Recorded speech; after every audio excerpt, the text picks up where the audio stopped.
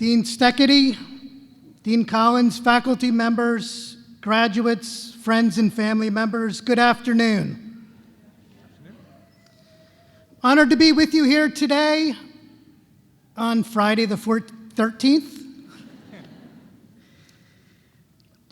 You may not know, but almost 20 million Americans fear this day. And as good mental health clinicians, of course, we've labeled it parascavidia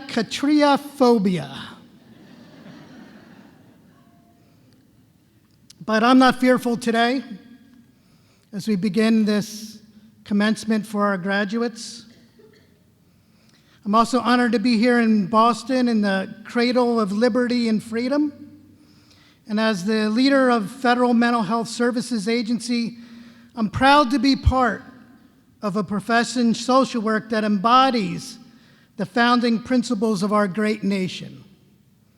As our work truly is grounded in our core ethics that help to promote life, liberty, and the pursuit of happiness. So my bumper sticker is, social workers are patriotic. Our work, of course, is not always easy or popular, but like Bostonian founding father Samuel Adams said, it does not take a majority to prevail, but rather an irate, tireless minority keen on setting brush fires of freedom in the minds of men. We social workers are tireless, and we are keen on setting those brush fires of freedom. 240 years later, we continue to fight for freedom, freedom from poverty and pain, freedom from homelessness and helplessness, freedom from injustice and incarceration, freedom from being left out and left behind. And as social workers, we fight for these freedoms every single day and in so many ways. I know firsthand because I wouldn't be standing here in front of you today if it wasn't for social workers. As a child and young adult, I was bound by the chains of poverty and trauma, bound by the chains of mental illness and addictions, bound by the chains of isolation, despair, and literally bound by the chains of handcuffs in the back of police cars. And as a social work student, I found those chains so binding that I felt my life was worthless. And so I made a plan. I made a plan to end the pain and end my life by stepping in front of a subway train in North Philadelphia. And as I saw the light of the train approaching down the tunnel and I felt the rumble of the train approaching, something pulled me back from that edge. And that was the thought of my mom. My mom is the heroine of my life, a social worker in her heart and a community activist of great renown. Instead, I went to the counseling center at the school that I was going to, told them what was going on, and they said, come back in a month, we have an opening then. How many times do we turn away people in need like that? But what I found in that counseling center changed my life, and that was a sign. Literally, it was a sign on the door of the counseling center for a job. And it was a work-study job at a local community mental health program that was run by a social worker. And as a result of that job, I began, with the help of social workers, to break the chains and began my journey on my freedom trail.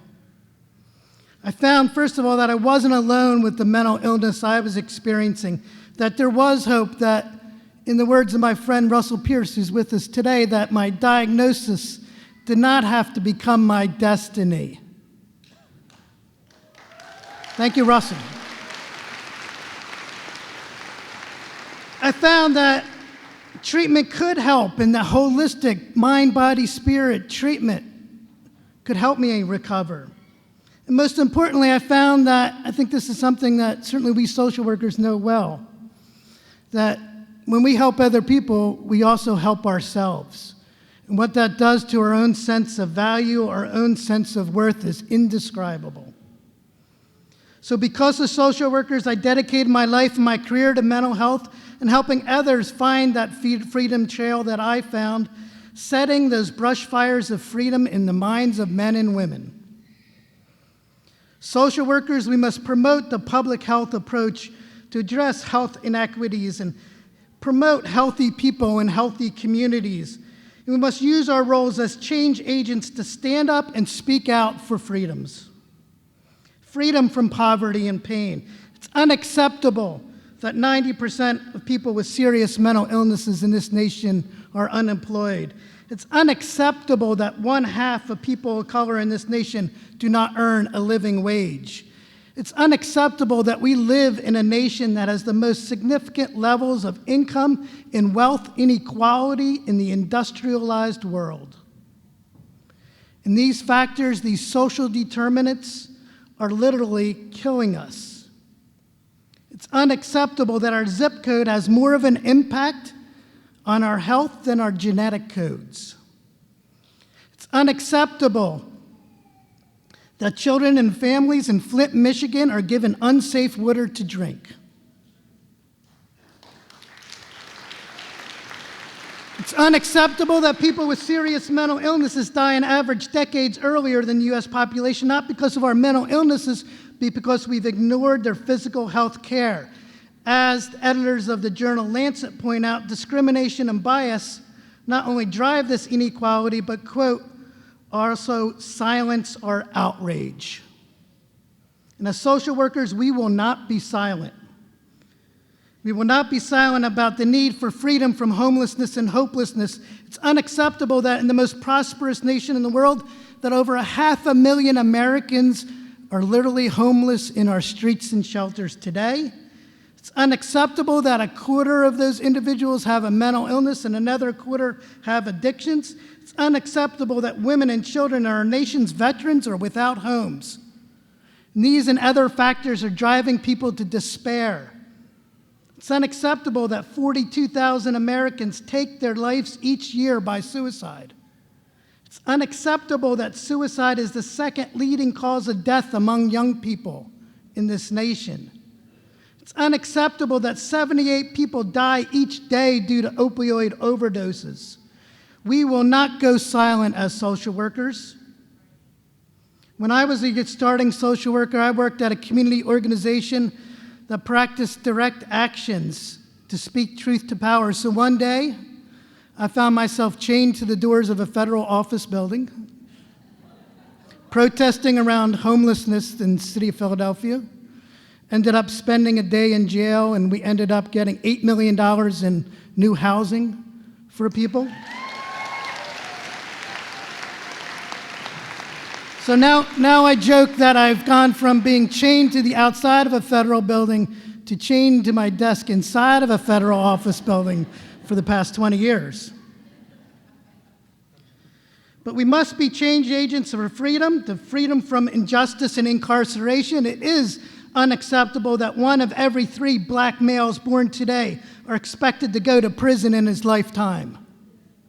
It's unacceptable that, as the Washington Post reported last year, that every 36 hours a person with a mental illness dies during an interaction with law enforcement gone wrong. Every 36 hours. We must not be silent as social workers. We must end the school-to-prison pipeline, and we must end the unnecessary police shootings that we have witnessed. And finally, we must fight for freedoms from being left out and left behind. It's unacceptable that discrimination and bias keep people labeled as the other at the margins of our society. People who are sick, who are of a disability, who are poor, people of color, people who are transgendered, who have been marginalized, people who have experienced trauma at home and abroad, Muslim Americans, as well as immigrants. It's unacceptable that we have politicians today more interested in building walls to separate us than bridges to bring us together.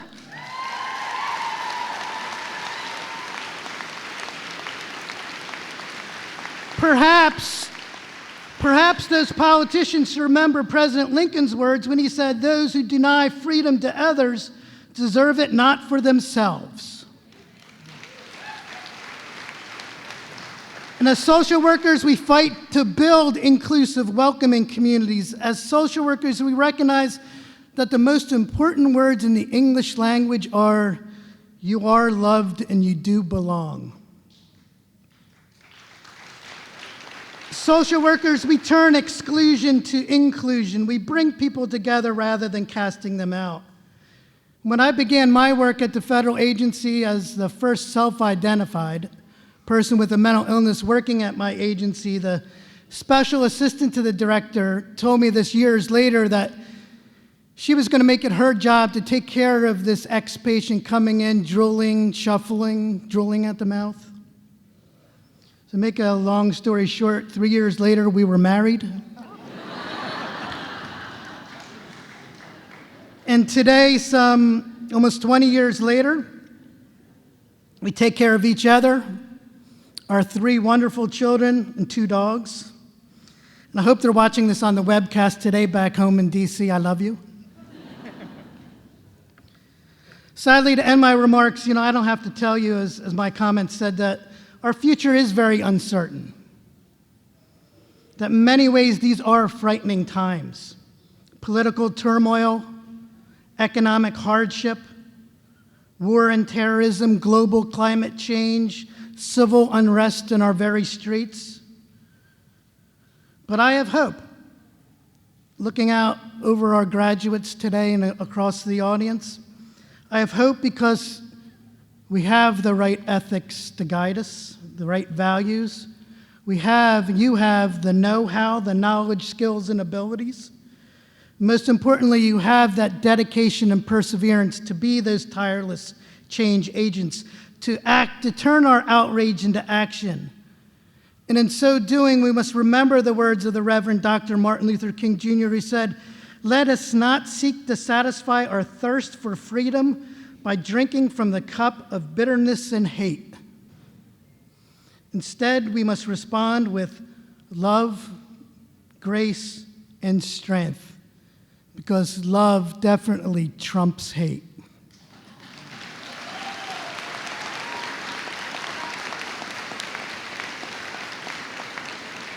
Make no mistake, this is a long, hard struggle for freedom. This freedom trail is years, decades, century long.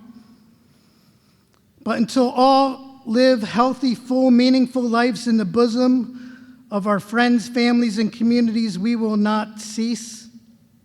We will continue to speak up and speak out.